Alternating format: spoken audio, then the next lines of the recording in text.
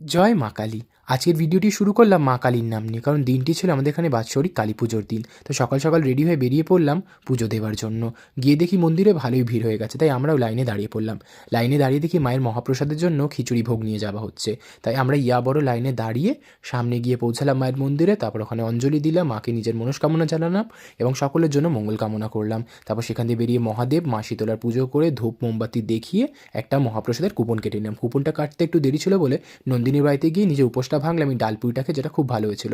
তারপর সেখান দিয়ে কুপন নিয়ে চলে গেলাম মহাপ্রসাদ আনতে। প্রচণ্ড ভিড় হয়ে গেছিলো যেখানে ভোগ দেওয়া হচ্ছিল। আমরা প্রসাদ নিয়ে বাড়ি চলে আসলাম। আর খিচুড়ি ভোগ ছিল, আর পায়েস ছিল, নানা রকমের ভাজা আর আলুর দম ছিল। তারপর সেটাকে একটু রেস্ট নিয়ে সন্ধেবেলায় পৌঁছে গেলাম মেলায়। মেলায় বিভিন্ন রকমের খাবারের দোকান, ফুলের দোকান, ঠাকুরের ফটোর দোকান এবং বাচ্চাদের খেলনার দোকান ছিল।